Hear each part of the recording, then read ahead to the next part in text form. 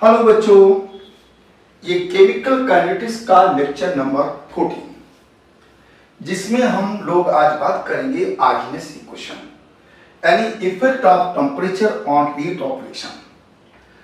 जब हमने आप लोग काइनेटिक्स स्टार्ट किया था तो उसमें जब factor effecting on rate of reaction पढ़ा रहे थे उस समय मैंने आपको बात बताई थी कि देखिए इफेक्ट ऑफ कंसंट्रेशन और effect of temperature on rate of reaction, दो ये फैक्टर बहुत इंपॉर्टेंट है और इन्हीं दो फैक्टर पे पूरा रिलेशन कवर होता है। तो कंसंट्रेशन में यानी इफेक्ट ऑफ कंसंट्रेशन में आपने पूरा टॉपिक पढ़ा ऑर्डर ऑफ रिएक्शन। तो ऑर्डर ऑफ रिएक्शन वो पूरा कंसंट्रेशन ऑफ रिएक्टेंट पे बेस्ड था। अब टेम्परेचर का इफेक्ट ये आर्गेनियस इक्वेशन पे डिपेंड है। तो बहुत इंपॉर्टेंट टॉपिक है आपके बोर्ड के लिए, कंपटीशन के लिए। आर्गेनियस इक्वेशन से आपकी बहुत सारी प्रॉब्लम आती है, तो आप लोग कॉपी पर निकाल लीजिए, साथ में आप नोट्स बनाइए जिससे कि आपका हर कंसेप्ट साथ में क्लियर होता चले। तो चलिए हम लोग स्टार्ट करते हैं आर्गेनियस इक्वेशन। इस इक्वेशन के पहले थोड़ी सी बातें और समझ लीजिए।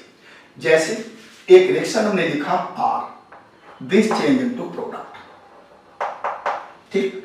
अगर हम इसमें कहें कि रेट इक्वेशन आप लिखिए, रेट लाइक क्वेश्चन, तो भाई आप लोग रेट लाइक क्वेश्चन जो एक्सपेरिमेंटली लिखते हैं तो इसमें रेट लाइक क्वेश्चन आप लिखेंगे रेट दिस प्रोपोर्शनल टू, यहाँ पे R की पावर m हो जाएगा, या हम लिखेंगे rate this equal to K और R, ये K हमारा होगा रेट कांस्टेंट, इसको हम रेट कांस्टेंट बोलेंगे, ठीक। लेकिन जनरली ये देखा गया इन मोस्ट ऑफ केसेस में देखा गया कि अगर हम टेम्परेचर को इंक्रीज कर दें, यानी टेम्परेचर को हम इंक्रीज कर दें, बढ़ा दें, तो टेम्परेचर बढ़ाने पर रेट कांस्टेंट इंक्रीज हो जाता है और रेट कांस्टेंट इंक्रीज हो जाने पर रेट ऑफ रिएक्शन भी इंक्रीज हो जाएगी, क्योंकि रेट कांस्टेंट के की वैल्यू बढ़ने से रेट इंक्रीज होगा।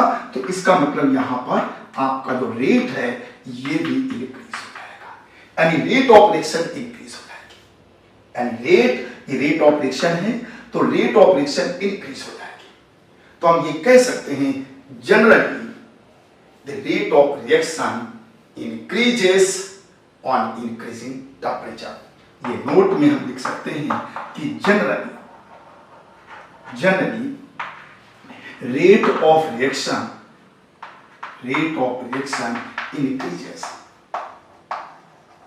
increases on increasing temperature। Temperature बढ़ाने पर rate of reaction generally increase हो जाती है, ये बात क्लियर हो गई। अच्छा, इसी में आप लोग देखेंगे ये भी एक्सपेरिमेंटली ऑब्जर्वेशन किया गया कि for most of homogeneous reaction,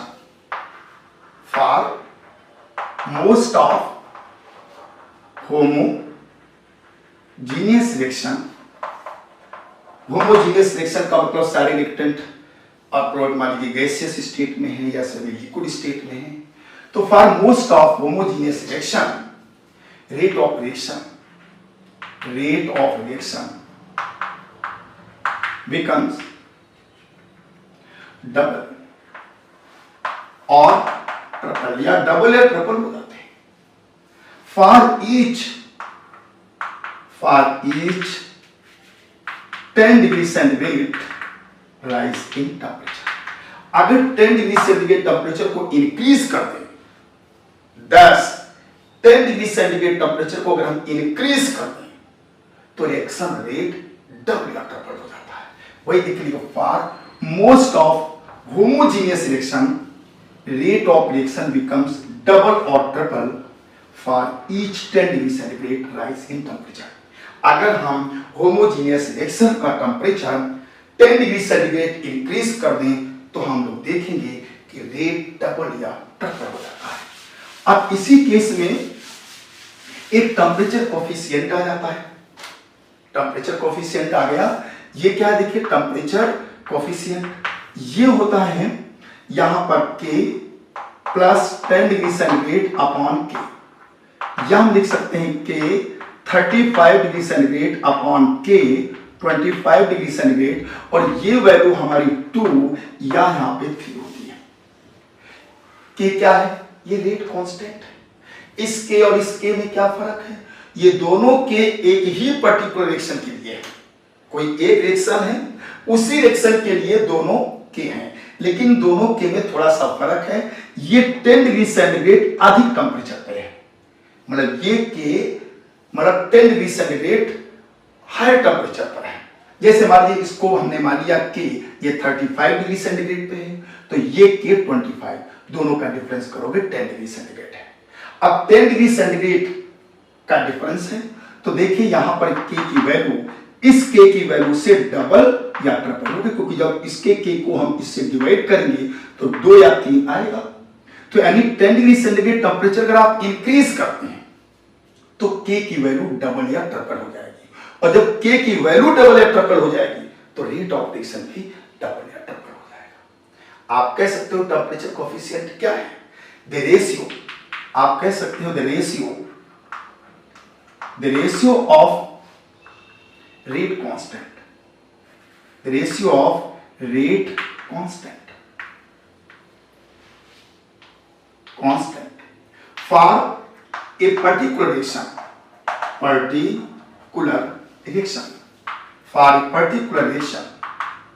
separated by 10 degree centigrade. 10 degree centigrade is called temperature coefficient, और इसकी वैल्यू जनरली 2 या 3 होगी। इट्स वैल्यू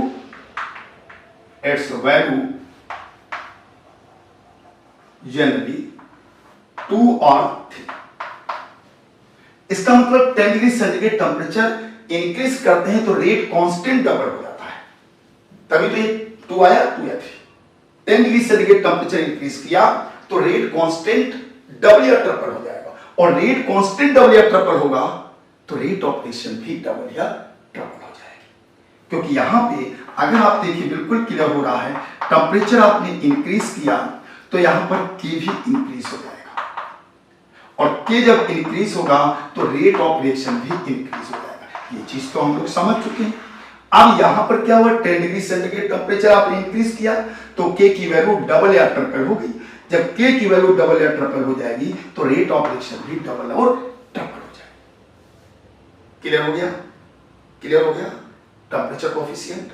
अब इसी पर हम लोग एक न्यूमेरिकल लगा लेते हैं तो पूरी बात आपको क्लियर हो जाएगी। देखिए आप लोग इसी पर एक न्यूमेरिकल, मान लिया कि फॉर क्वेश्चन है for a particular reaction temperature coefficient is 2 है। टेम्परेचर कोएफिशिएंट इसका मतलब 10 डिग्री सेंटीग्रेड टेम्परेचर इंक्रीज करेंगे तो रेट कांस्टेंट डबल हो जाएगा। डबल अगर रेट कांस्टेंट हो जाएगा तो रेट ऑफ रिएक्शन भी डबल हो जाएगी। इसी में कहा कि एक rate of reaction at 30 degree centigrade temperature is x. If rate of reaction at 30 degree centigrade is x, तो find rate of reaction at 90 degree centigrade temperature. 90 degree centigrade temperature. अब आपने क्या कहा कि 10 डिग्री सेंटीग्रेड टेंपरेचर इंक्रीज करने पे reaction rate double हो जाती है 10। तो देखिए 30 इसका आंसर निकाल रहा हूं। देखिए 30 हो गया, 40, 50, 60, 70, 80 और 90। तो 30 से तुमने 90 किया है, और प्रत्येक 10 डिग्री सेंटीग्रेड टेंपरेचर को इंक्रीज करने पर रिएक्शन डबल या ट्रिपल होती है। तो यहां पर देखिए 30 पे कितनी x, 30 पे बताओ कितना है x। अब 10 डिग्री सेंटीग्रेड टेंपरेचर इंक्रीज हुआ तो रिएक्शन रेट क्या हो जाएगा डबल, तो इसका डबल 2x हो गया।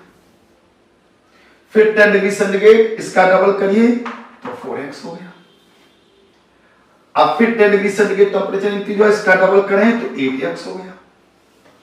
फिर 10 डिग्री सेंटीग्रेड बढ़ा, इसका डबल 16, फिर इसका डबल 32x, फिर इसका डबल 64x, यानी रेट हमारा 64x हो जाएगा।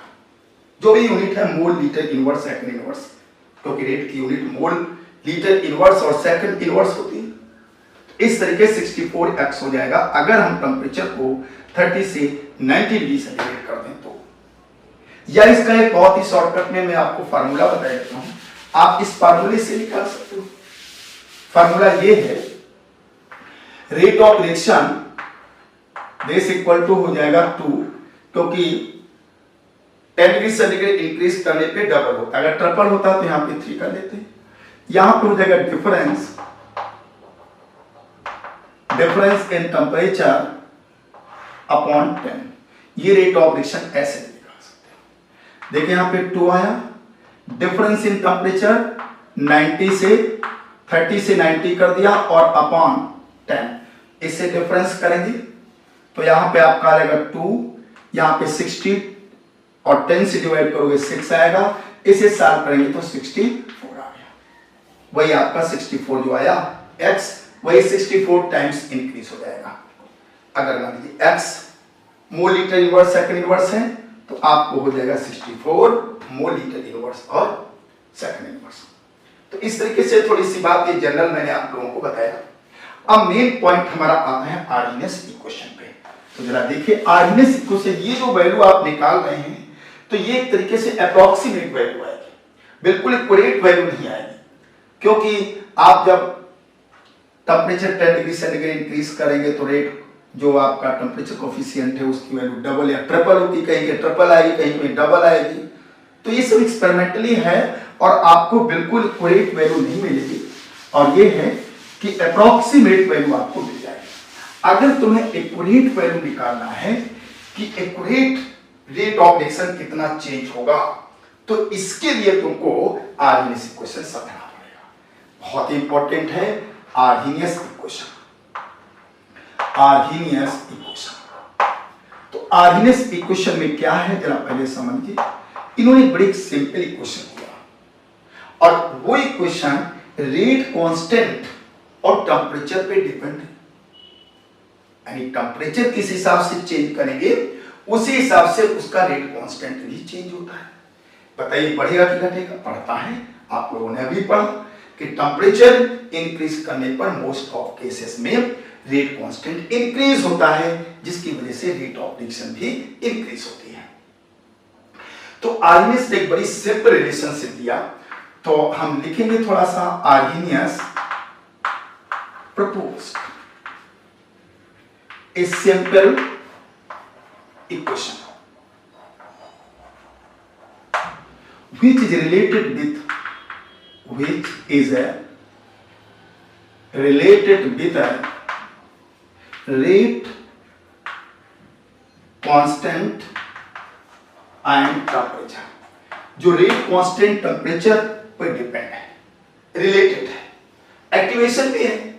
अब ये क्वेश्चन कौन है, इस इक्वेशन को हम लोग थोड़ा सा पहले समझें तो हम लोग बात समझ में आए।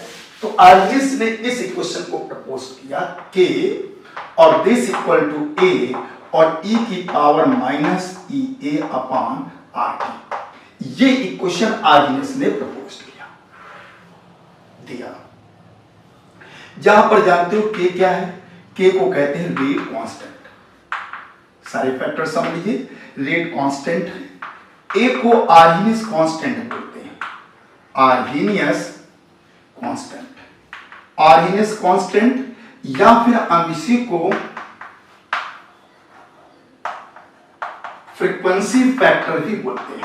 कहीं कहीं आप फ्रीक्वेंसी फैक्टर भी देखेंगे, इसी को बोलते हैं ए को। और ये बड़ा इंपॉर्टेंट है, एक्टिवेशन एनर्जी, यानी वो एनर्जी जिससे कोई रिएक्टेंट मॉलिक्यूल एक्टिवेट होता है, तो इसे हम लोग बोलेंगे एक्टिवेशन एनर्जी।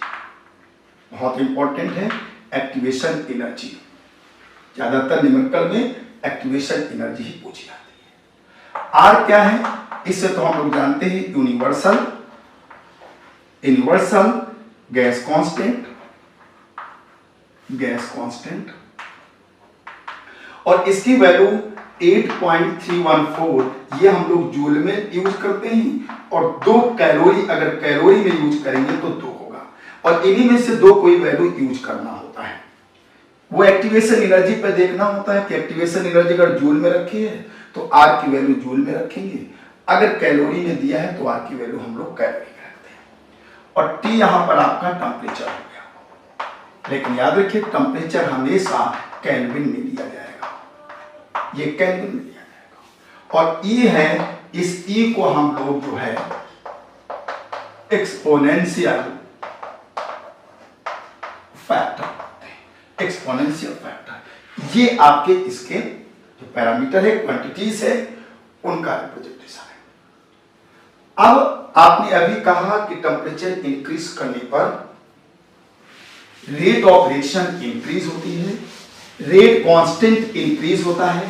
तो एक छोटा सा ग्राफ बना देते हैं बोर्ड में, और कई बार जेईई मेंस में और एडवांस में पूछा गया है कि ग्राफ बना देता हूं, ग्राफ रेट कांस्टेंट के और वर्सेस टेम्परेचर,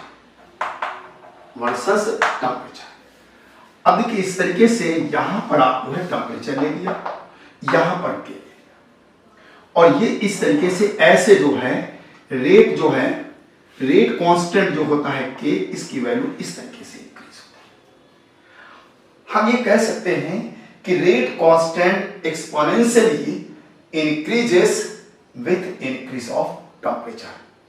देखिए क्योंकि इस रिलेशनशिप से हम लोगों ने के और टी के बीच में ग्राफ खींचा है, बड़ा इंपॉर्टेंट ग्राफ है, वेरी वेरी मोस्ट, आप इसे याद रखेंगे। और ये कह सकते हैं के यानी रेट कांस्टेंट के एक्सपोनेंशियली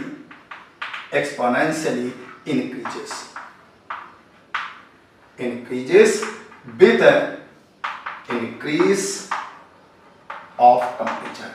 अगर हम टेम्परेचर इंक्रीज करते हैं तो रेट कांस्टेंट एक्सपोनेंशियली इंक्रीज होता है, अर्थात इस तरीके से ऐसे जो है ये इंक्रीज होकर के रेट ऑफ रिएक्शन को इंक्रीज कर देगा।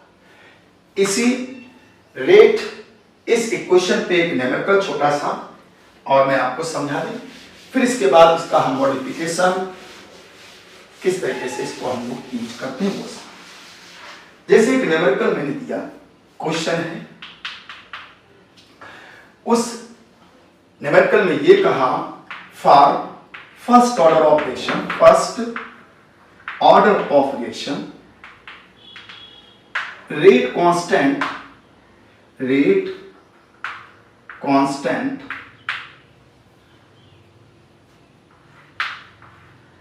कांस्टेंट में बी एक्सप्रेस्ड एज, ये दे दिया k इक्वल टू 4.5 इंटू 10⁻11 और सेकंड इनवर्स दे दिया, और e की power minus E A upon यहां दे दिया -80028,000 अपॉन टी, ये क्वेश्चन। और मैंने कह दिया कि फाइंड फ्रीक्वेंसी फैक्टर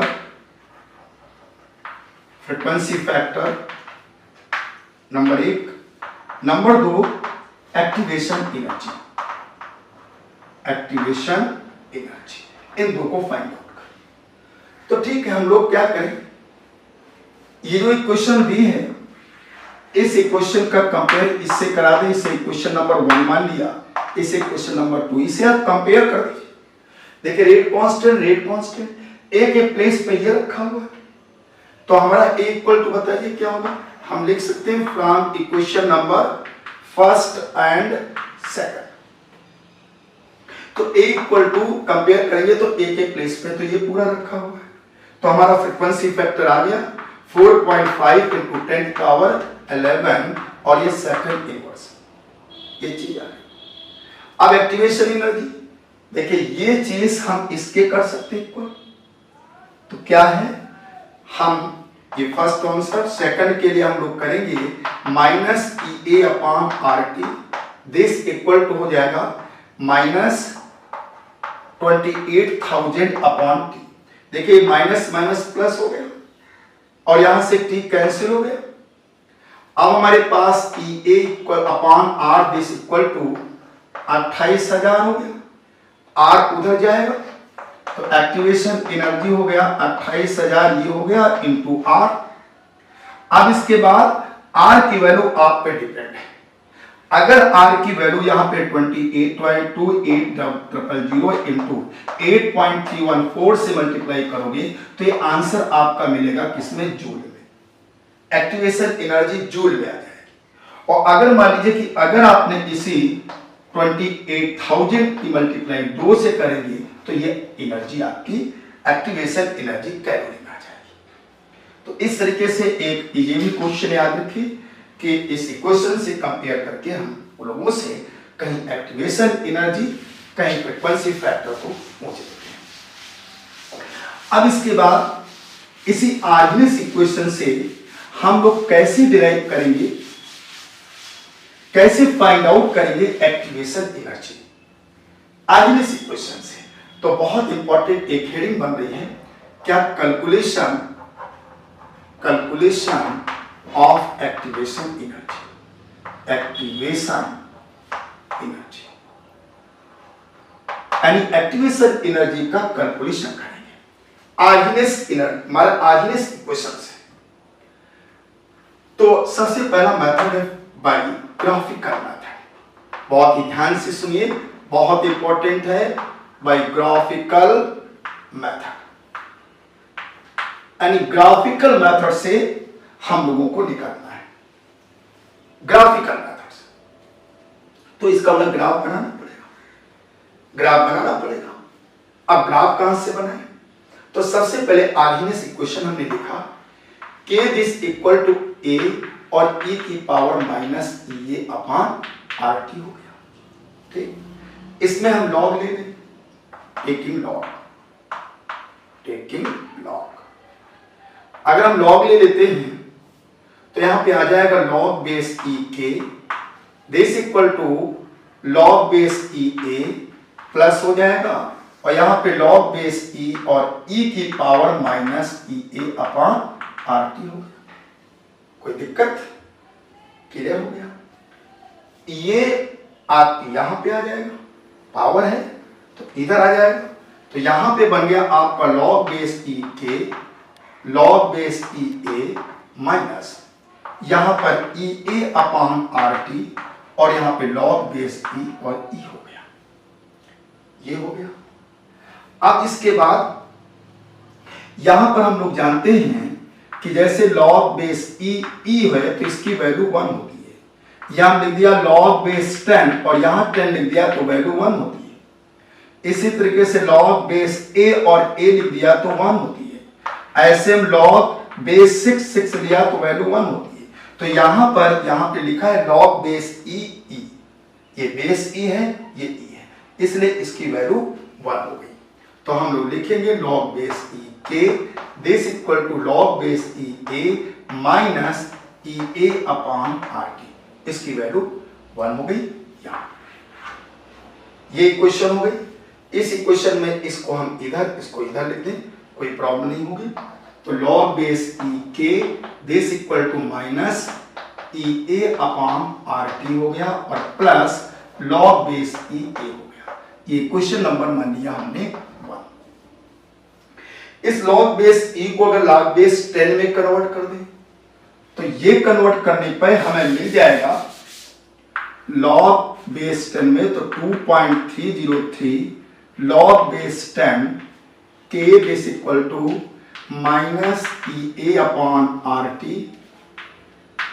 टी और यहां पे प्लस आया 2.303 और log बेस 10 ए हो गया, ये हो गया। अब इसी से डिवाइड कर दीजिए तो यहां पे log बेस 10 के this equal to minus E A upon 2.303 R T हो गया और यहां पे प्लस आ गया log बेस 10 ए। ये हमारे पास एक इक्वेशन है। इसी इक्वेशन से हम लोग ग्राफ को प्लॉट करेंगे। उस ग्राफ से एक्टिवेशन एनर्जी को फाइंड आउट करेंगे। तो ये आरएमएस इक्वेशन को हम लोगों ने मॉडिफाइड किया। अब इस इक्वेशन में हम यहां y इक्वल टू हो गया mx प्लस c, इस इक्वेशन से हम लोग ग्राफ को प्लॉट करेंगे। यहां पे y एक्सिस हो गया, x एक्सिस हो गया, इसको हम लोग बोलते हैं स्लोप, और ये हमारा हो गया इंटरसेप्ट। क्या बोलते हैं? ये इंटरसेप्ट को बताएगा, ये हमारा बताएगा स्लोप को, और इस इक्वेशन का नाम है स्लोप इंटरसेप्ट फॉर्म बोलते हैं। तो इससे हम ग्राफ बनाएंगे। तो जैसे देखिए यहां पर y एक्सिस में क्या हो गया, y एक्सिस में log बेस 10 के हो गया। x एक्सिस में क्या लेंगे, ये हमारा y एक्सिस हो गया, ये हमारा x एक्सिस हो गया। अब x एक्सिस में क्या होगा, ये 1/t, यहां पे 1/t दिया जाएगा। और देखिए इसका स्लोप क्या है, माइनस में, स्लोप को शो करता है, ये स्लोप होता है माइनस। अब माइनस में स्लोप आया तो ग्राफ लाइन नीचे को जाएगी, नीचे को जाएगी। अगर प्लस में आती है तो ऊपर जाती है। यहां माइनस में स्लोप आपका माइनस में आ रहा है, इसलिए क्या करना पड़ेगा, ग्राफ लाइन ऐसे खींचना। जो ये पूरा इंटरसेप्ट, ये क्योंकि सी इंटरसेप्ट को बताता है, अर्थात log बेस 10 a, ये पूरा इंटरसेप्ट है, अर्थात ये तुम्हारा log बेस 10 a की वैल्यू को शो करेगा। फ्रीक्वेंसी फैक्टर यहां पे पूरा, ये पूरा का पूरा जो है तुम्हारा log बेस 10 a हो गया। स्लोप, ये जो स्लोप आप देख रहे हैं, इसका जो स्लोप होगा, ये स्लोप होगा tan थीटा, और दिस इक्वल टू क्या है, ये होगा minus EA upon 2.303 r।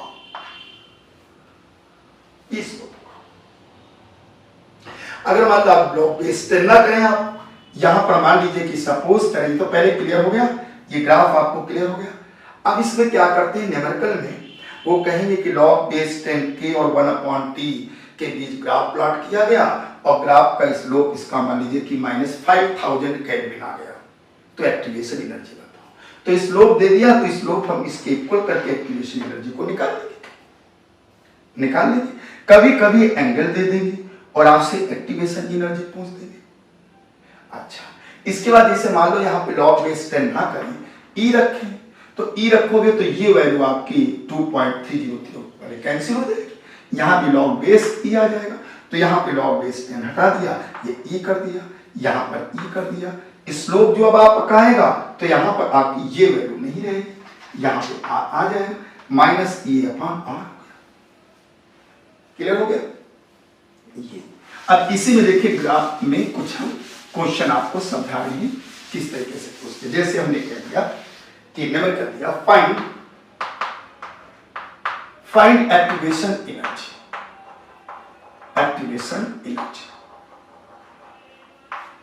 From following graph. एक ग्राफ बना दिया और उसी में आपसे कह दिया कि एक्टिवेशन एनर्जी निकाल। ये दे दिया यहाँ पे log बेस 10k, और यहां पर दे दिया 1/t, और यहां पर ये दिया, और ये दे दिया log बेस 10a, और ये एंगल आपका 45 डिग्री। बस, और आपसे कहा एक्टिवेशन एनर्जी निकाल। बताइए इस एक्टिवेशन एनर्जी क्या होगा। अच्छा, हम लोग एंगल ये वाला लेते हैं, तो ये वाला कितना होगा, 135। तो स्लोप हो जाएगा यहाँ पे tan theta, this equal to minus EA upon 2.303 r, क्योंकि log बेस 10 में है ना, तो log बेस 10 की वजह से ये वैल्यू लेंगे। अब यहाँ देखिए tan थीटा कितना दिया, कुछ नहीं, यहाँ पे tan थीटा दिया 135, और कुछ नहीं दिया, और ये डिग्री हो गया, this equal to minus EA upon 2.303 r। अब tan 135 की वैल्यू होती है -1, ये -1 होती है, ये माइनस EA अपॉन 2.303 r, ये माइनस माइनस प्लस हो गया। हमें एक्टिवेशन एनर्जी निकालना है, तो E equal to 2.303 into r, ये एक्टिवेशन एनर्जी आपने फाइंड। आर की वैल्यू कैलोरी में रखोगे तो 2 तो कैलोरी में आ जाएगी। आर की वैल्यू अगर जूल में 8.314 रखोगे तो आपको जूल में वैल्यू निकल करके आ जाएगी। तो देखिए इसमें क्या ये ग्राफ बना दिया, एंगल दे दिया, एक्टिवेशन एनर्जी आपसे पूछ दिया, कोई आपको दिक्कत नहीं। और भी इसी तरीके से देखिए क्वेश्चन और बना के आपको समझा रहा हूं। देखिए एक क्वेश्चन मैंने बनाया यहां पर, लिखा the slope line in the graph log base 10k, the slope line in the graph of log base 10 versus 1 upon t for a reaction is minus 5000 Kelvin. Find activation energy. आप activation energy निकालिए।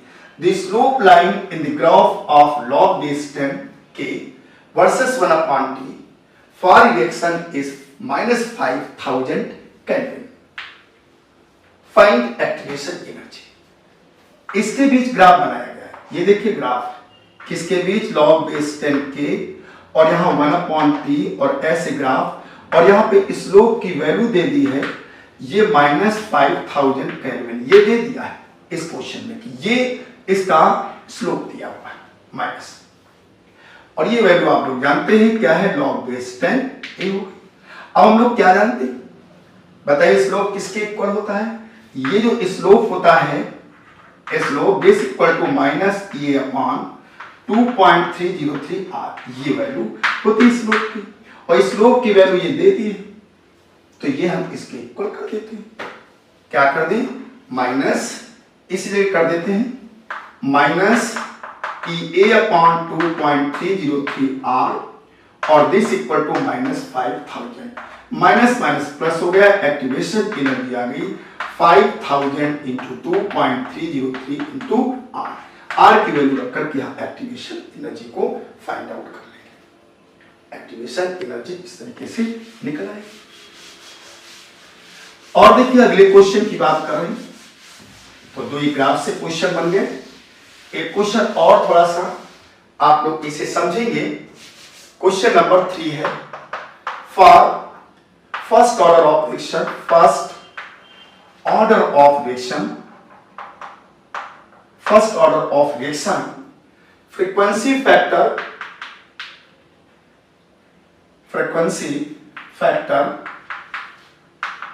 is 1000 second inverse and activation energy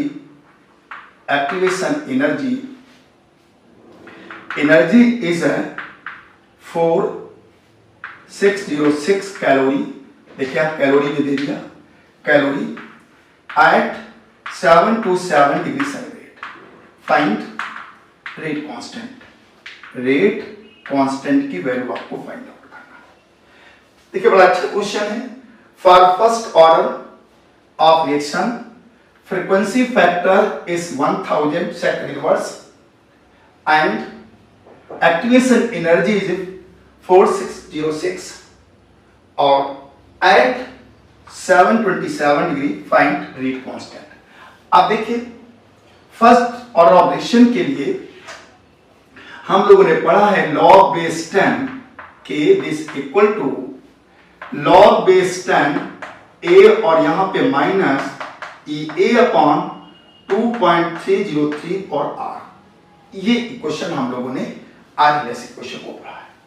अब के पूछ रहा है, देखिए frequency factor दे दिया है कितना, यहां दे दिया है log base 10 और यहां पे 1000 माइनस यहां 4606 अपॉन 2.303 इंटू, देखिए आर की वैल्यू हमें जो है कैलोरी में रखना पड़ेगा, क्योंकि यहां पर ये एक्टिवेशन एनर्जी कैलोरी में दी है, तो यहां पर हमने कैलोरी में रख दिया 2, किसमें रख दिया, कैलोरी में रख दिया, यहां पे 2 कैलोरी में 2 रख दिया।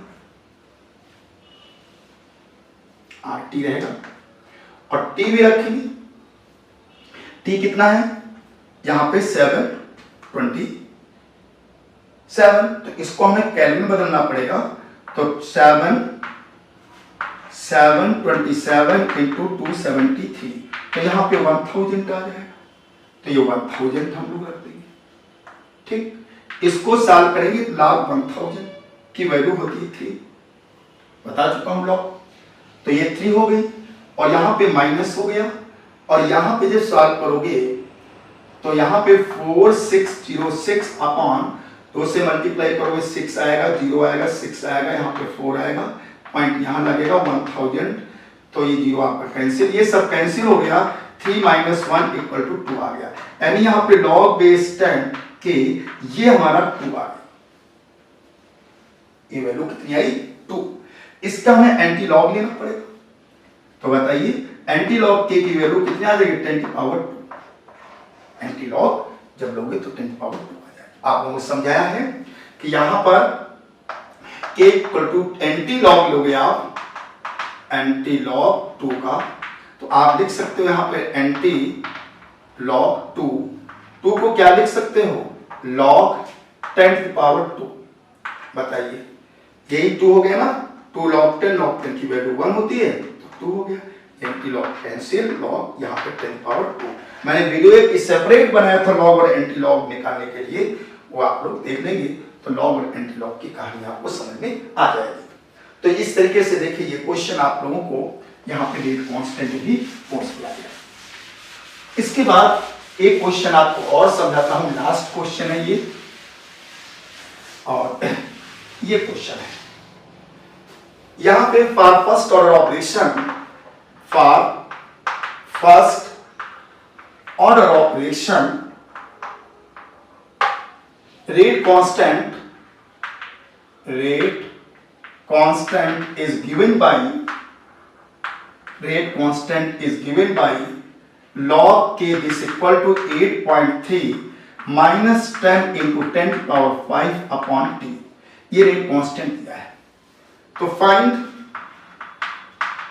Find temperature at which half life is 35 minute, ये दिया है, यानी आप लोगों को निकालना है temperature, find temperature at which half life is 35। और देखिए फर्स्ट ऑर्डर ऑपरेशन के लिए k = 0.693 अपॉन t हाफ आप लोगों ने पढ़ा है, इसलिए ये वैल्यू हम यहां पे रख सकते हैं, k के प्लेस पे ये वैल्यू रख सकते हैं, क्योंकि फर्स्ट ऑर्डर ऑपरेशन के लिए हम लोगों ने पीछे ये पढ़ा था, तो हम लोगों के पास इस इक्वेशन से बना लेंगे तो आ जाएगा log 0.693 अपॉन t हाफ आपके पास दिया है 35, यहां पे 35 रखेंगे, दिस इक्वल टू यहां पर 8.3 माइनस 10 की पावर 5 अपॉन t, इस t को हमें फाइंड आउट करना है।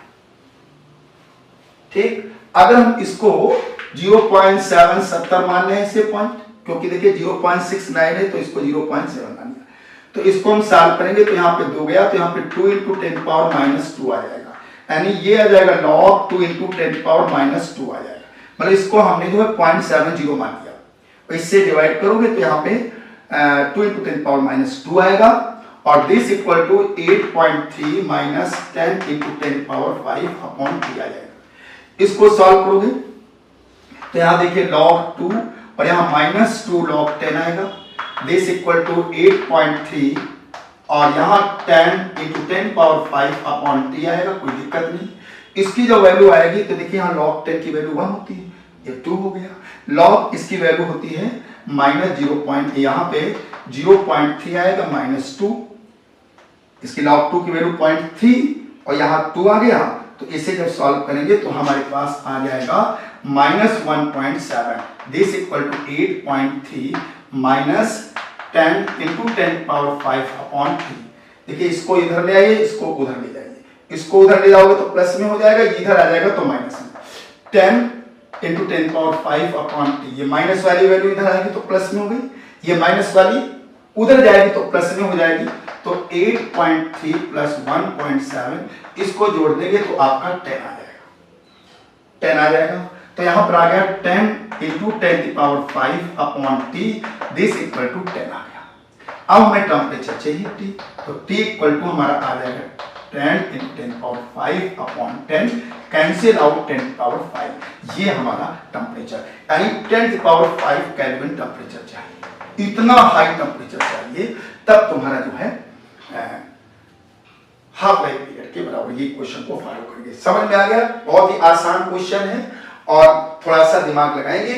सब क्वेश्चन इस तरह के बहुत ज्यादा इंपॉर्टेंट हैं, पेपर में आप लोगों के इस टाइप के क्वेश्चन आते हैं। अब इसके बाद एक सेकंड मेथड है एक्टिवेशन एनर्जी निकालने का by rate constant method. Second method आया, ये तो ग्राफिकल मेथड था, ग्राफिकल मेथड से आपको जो है न्यूमेरिकल बना करके उसने दिया। अब आता है बाय रेट कांस्टेंट मेथड। अब रेट कांस्टेंट मेथड में क्या होता है जरा इसको समझिए। रेट कांस्टेंट मेथड में आपके पास इक्वेशन है लॉग, यहां पर बेस 10, चलिए लॉग बेस कर दिया ई ए के, दिस इक्वल टू यहां पे log A base e A minus E A upon R T, ये इक्वेशन है, ठीक है। अब हमने कहा if K1 and K2 rate constant at temperature T1 and T2, then from equation number first, इसको इक्वेशन नंबर फर्स्ट क्या हो जाएगा, ये हो जाएगा log base E K1, this equal to log base E A minus E A1 upon R T1 हो गया, equation number 2। इसके बाद दूसरा बनाया log बेस E K2 कर दिया, यहां पे log base E A minus E A upon R T2 हो गया, इक्वेशन नंबर 3। ठीक, ये दो इक्वेशन बना दिया। अब इन दोनों इक्वेशन में हमने क्या किया, इक्वेशन नंबर 2 को इक्वेशन नंबर 1 से या इक्वेशन नंबर 2 को इक्वेशन नंबर 3 से सबट्रैक्ट कर दिया। तो यहां पे लिखा subtracting equation number 2 from equation number 3 से करोगे तो क्या हो जाएगा, log base E K2 minus log base E K1 हो जाएगा। देखिए इसको इससे माइनस करेंगे, इस इक्वेशन को इससे सब्ट्रैक्ट करेंगे तो यहां देखिए ये log बेस E K2 पहले लिखा माइनस ये हो गया, ये देखिए दोनों प्लस में माइनस करोगे कैंसिल हो जाएगा, यहाँ पे क्या हो जाएगा कैंसिल, क्योंकि K1 K2 अलग अलग था तो लिखना पड़ा, ये तो कैंसिल हो जाएगा। अब क्या होगा, ये माइनस में रहेगा, इसको जब सब्ट्रैक्ट करोगे तो इसका साइन बदलोगे, प्लस में आ जाएगा प्लस में, तो जब ये प्लस में आ जाएगा ये तो कैंसिल हो जाएगा, ये प्लस में आ गया और ये माइनस में रहेगा, तो हमारे पास यहाँ पे आ जाएगा E A upon R T1 और ये माइनस में बना रहेगा E A upon R T2। इस तरीके से हमको लिखना पड़ेगा, समझ आ गया ना। देखिए ये तो हो गया, ये कैंसिल हो गया, अब इससे इसको सब्ट्रैक्ट करना है इसको, तो ये तो माइनस में ही रहेगा, ये प्लस में हो जाएगा, जब प्लस में हो जाएगा तो इसको मैंने पहले लिख दिया, इसको मैंने बाद में लिख दिया। आ गया सुनने? अच्छा, इसके बाद हम लोग करेंगे क्या, ये करने के बाद इसको हम लोग लिख सकते हैं log base E K2 upon K1 हो गया, इसमें हम E A upon R common ले लिया, तो 1 upon T1 minus 1 upon T2 आ गया, और याद रखिए T2 is greater than T1, ये भी याद रखना। ठीक, ये हो गया। अब इसको हम लिख सकते हैं log base E K2 upon K1, this equal to यहाँ पर E A अपॉन R, या लिख दिया T2 minus T1 upon T1 T2, ऐसे सॉल्व कर दिया। इसे log बेस 10 में कन्वर्ट कर देते हैं, तो 2.303 log base 10 K2 upon K1 हो गया। क्लियर हो रहा है, कोई कठिन नहीं है। दिस इक्वल टू यहाँ पर E A अपॉन R हो गया और T2 minus T1 upon T1 T2 हो गया। अब इससे आप डिवाइड कर दीजिए, तो यहाँ पे आ जाएगा log base 10 K2 upon K1, ये आप डिवाइड करोगे तो E A upon 2.303 R।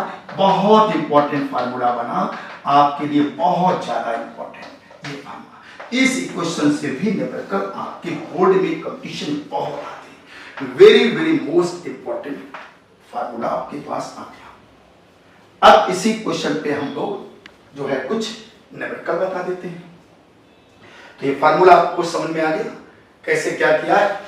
Ordinary equation से दो इक्वेशन बना लिया T1 T2 पे, और उसी से हम लोगों ने एक जनरल इक्वेशन बना लिया। तो हम लोगों के पास इक्वेशन आ गई कौन सी, log base 10 K2 upon K1 और यहां पर EA अपॉन 2.303 R और यहां पे T2 माइनस T1 और यहां पे T1 T2 ये इक्वेशन। लेकिन एक बात याद रखिए, यहाँ पे टेम्परेचर जो है हमेशा केल्विन में लिया जाएगा, टेम्परेचर हमेशा केल्विन में लिया जाएगा। अब इसे क्वेश्चन बनाते हैं बहुत बढ़िया से, या इस क्वेश्चन को समझ लीजिए। हमने कहा कि फर्स्ट ऑर्डर ऑपरेशन, ए first order operation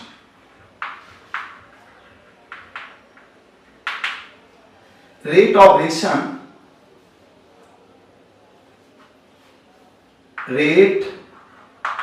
reaction increases। अच्छा, रेट ऑफ रिएक्शन या इसे रेट कांस्टेंट भी कह सकते हैं, क्योंकि जितना रेट ऑफ रिएक्शन इंक्रीज होगा उतना ही रेट कांस्टेंट इंक्रीज होता है टेम्परेचर की इंक्रीज करने पर। तो यहाँ पे रेट ऑफ रिएक्शन ना लिख करके हम रेट कांस्टेंट भी लिख सकते हैं। रेट कांस्टेंट इंक्रीजेस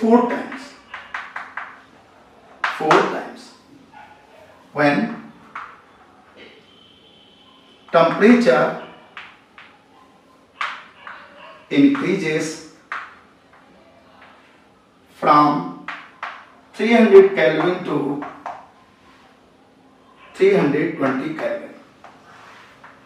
एंड ये टेम्परेचर हमने अगर इंक्रीज कर दिया तो रेट कांस्टेंट 4 टाइम्स इंक्रीज हो गया।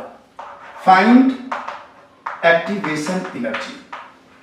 आप एक्टिवेशन एनर्जी को कैलकुलेट करो, ये क्वेश्चन है। अब एक्टिवेशन एनर्जी हमारे पास फार्मूला ऊपर है, ठीक, देखिए रेट कांस्टेंट इंक्रीजेस 4 टाइम्स। तो यहां पे रेट कांस्टेंट K2 हमारा 4K हो गया, तो ये K हो गया। यानी रेट कांस्टेंट K था, टेम्परेचर जब इंक्रीज किया तो 4 टाइम्स इंक्रीज हो गया, तो 4K अपॉन K हो गया। This equal to activation energy निकालना है 2.303 इंटू R की वैल्यू रखेंगे 8.314, जूल में रख दिया, चाहे तो कैलोरी में भी रख सकते हो, ये रख दिया। और T2 हमारा कितना है 320। फार्मूले बेस पे क्वेश्चन रहते हैं यहां पर ये, और यहां पे आपका T1 हो गया 300 into 320, इसे आपने सॉल्व कर दिया। क्योंकि टेम्परेचर देखिए 300 से 320 है और रेट कांस्टेंट 4 टाइम्स, तो इनिशियल रेट मान लीजिए K और टेम्परेचर इंक्रीज करने पर रेट कांस्टेंट 4 टाइम्स हो गया। तो पहले रेट कांस्टेंट K था, फिर 4K हो गया। अब देखिए यहाँ पे लॉग रखोगे 4, this equal to activation energy निकालना है 2.303 इंटू 8.314 और यहाँ पे 320 300, तो इससे सॉल्व करोगे तो 20 आ जाएगा, और यहाँ पे 300 इंटू 320, ये चीज आ गई। और इसके बाद इसकी वैल्यू रखोगे तो यहाँ पे 2 log बेस 10 2 या log 4 की वैल्यू 0.6 होती है, और यहां पर EA अपॉन 2.303 इंटू 8.314 इंटू यहां पे 20 अपॉन 300 और 320, और यहां पर हम एक्टिवेशन एनर्जी को निकालेंगे। तो एक्टिवेशन एनर्जी जो हमारी आएगी वो नियर अबाउट 55327 इतने जूल आ जाएगा। इस तरीके से ये एक्टिवेशन एनर्जी आपने फाइंड आउट कर लिया। तो कुल मिलाकर के आर्डिनेस इक्वेशन समझ गए, कौन सी थी, K इक्वल टू A और E की power minus A upon RT, ये आर्डिनेस इक्वेशन है। और इस आर्डिनेस इक्वेशन को आपने मॉडिफाइड किया और एक्टिवेशन एनर्जी को दो तरीके से निकाला, बाय ग्राफिकल मेथड और बाय रेट कांस्टेंट मेथड। तो ये रेट कांस्टेंट मेथड है जिससे क्वेश्चन ये आई और ग्राफिकल मेथड को भी हमने आपको समझाया। तो इतना आर्गीनेस इक्वेशन पे प्रॉब्लम थी, वो आप लोगों को पूरा का पूरा कंप्लीट कर दिया। अब इसके बाद लेक्चर नंबर 15 में हम आपको बताएंगे थोड़ा एक्टिवेशन एनर्जी के बारे में, और इसके बाद एक कोलिजन थ्योरी है, उस कोलिजन थ्योरी को भी अगले लेक्चर में, अगले वीडियो में आपको समझाएंगे।